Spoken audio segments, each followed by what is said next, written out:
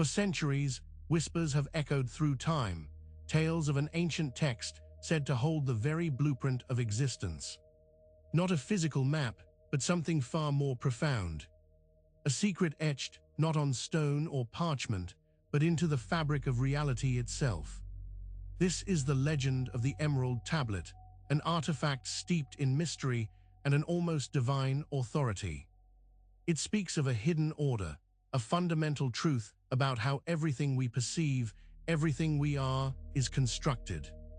Yet this knowledge, this ultimate key to understanding the universe, has been deliberately obscured, buried beneath layers of misunderstanding and dogma. But what if the whispers are more than just legends? What if the Emerald Tablet offers a glimpse into a reality far grander, far more intricate than we've ever allowed ourselves to believe? This ancient wisdom suggests there's a hidden blueprint, a cosmic code that once understood could unlock everything. The question that gnaws at the soul is, was this knowledge hidden from us? Or hidden for us, waiting for the right time, the right seeker? And real quick, make sure to subscribe and hit the notification bell for more videos. Now let's keep going. We are taught from the earliest moments to see the world as something apart from ourselves. A solid, unchanging stage upon which our lives play out. We are the actors and the world is the set.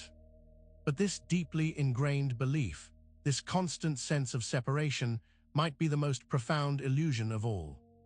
What if the perceived solidity of everything around us, the very ground beneath our feet, the distant stars, is not as fixed or as separate as it appears? Imagine for a moment that the walls around you are not truly solid barriers, but rather a shimmering veil. This veil, this perceived separation between you and everything else, might be the first hurdle to true understanding.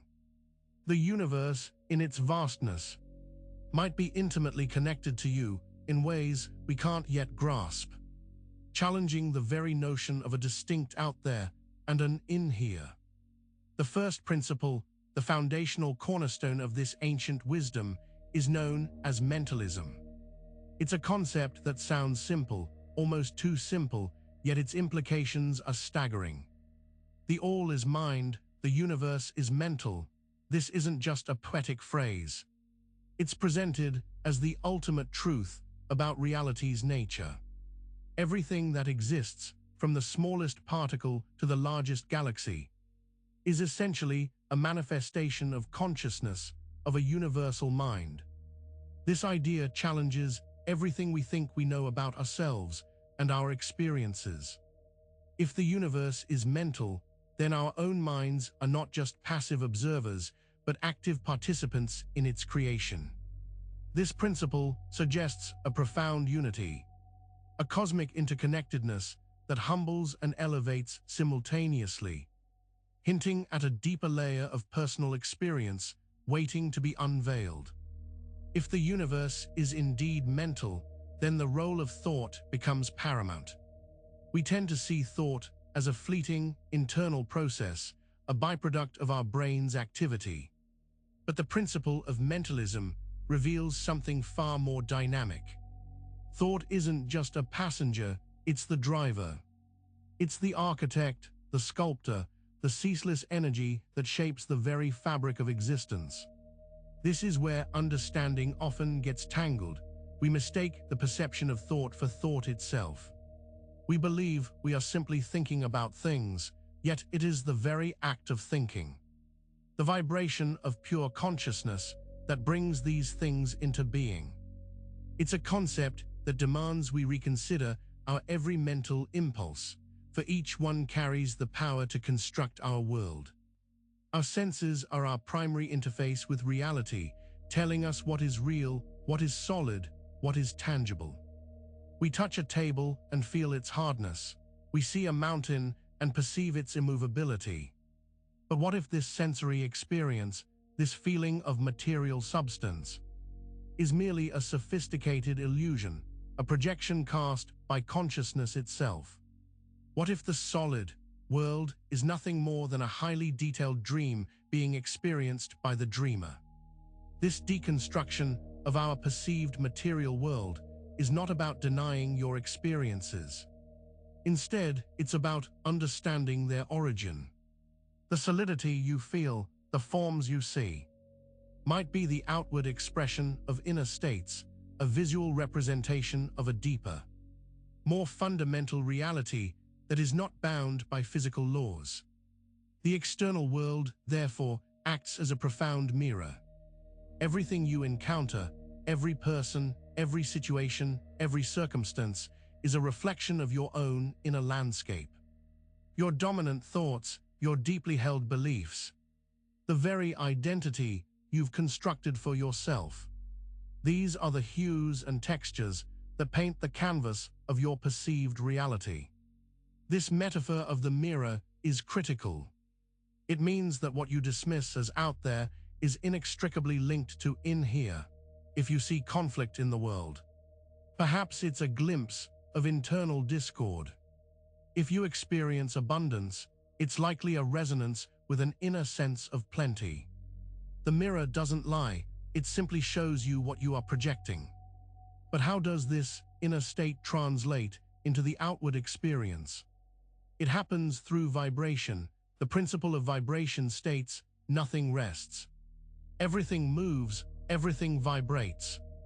Every single thing, whether it appears solid or ethereal, is in a constant state of energetic motion. This includes your thoughts, your emotions, and your very being. These vibrations are the universal language of creation.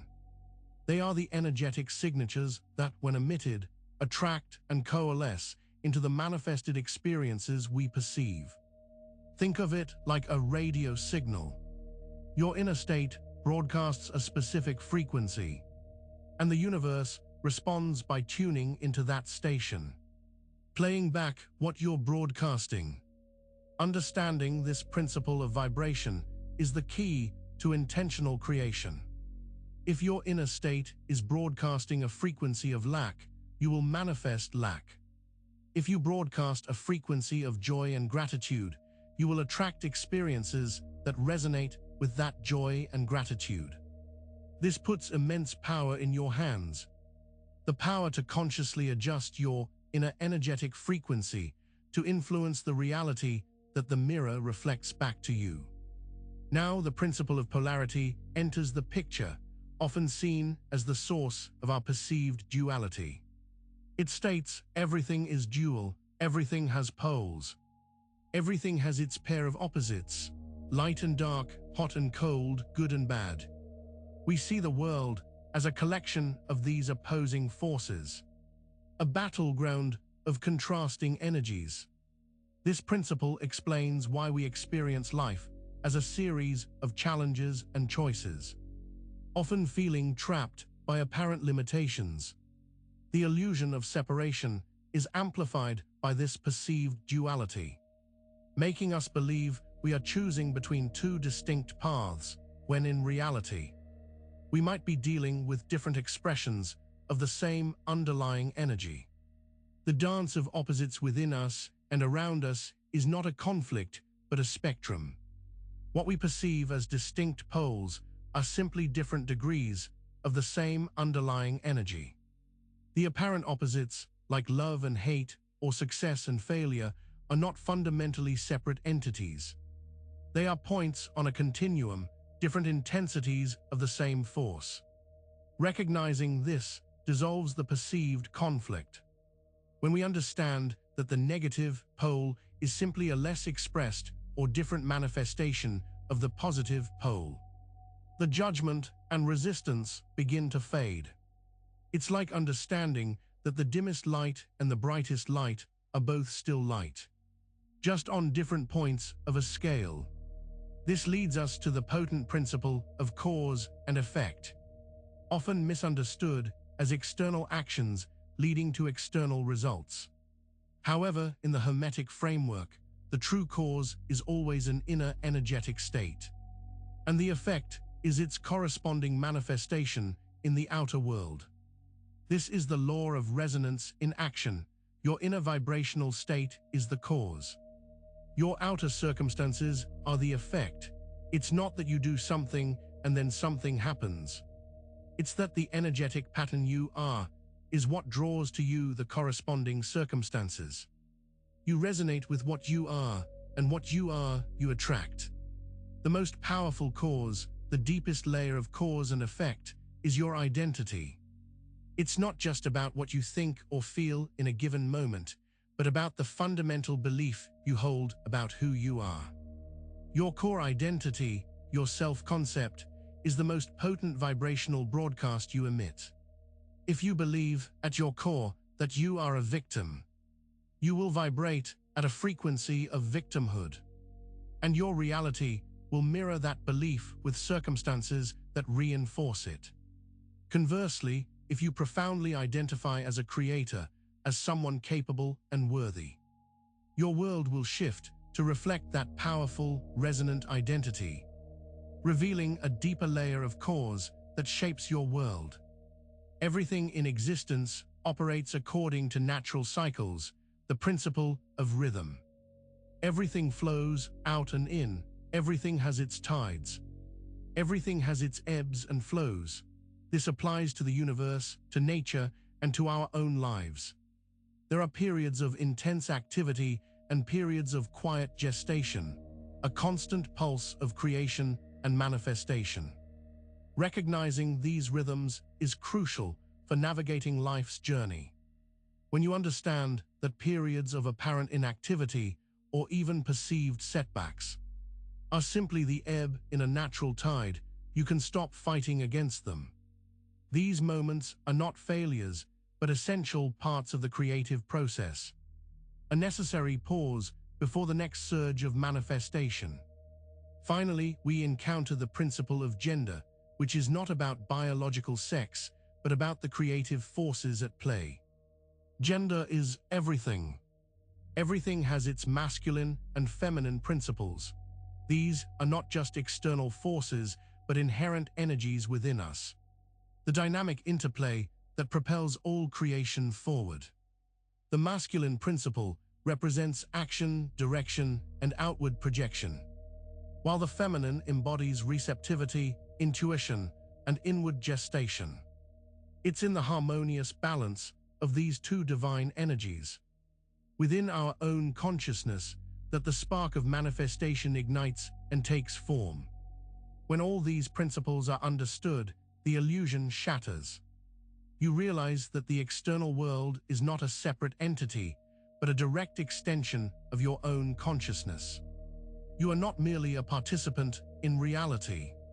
You are its conscious architect, the all, observing itself through the unique lens of your individual identity. This revelation brings not just power, but a profound and awakened sense of responsibility for the world you are constantly creating. Make sure to subscribe for more videos and hit that notification bell so you never miss a new video. We'll see you in the next one.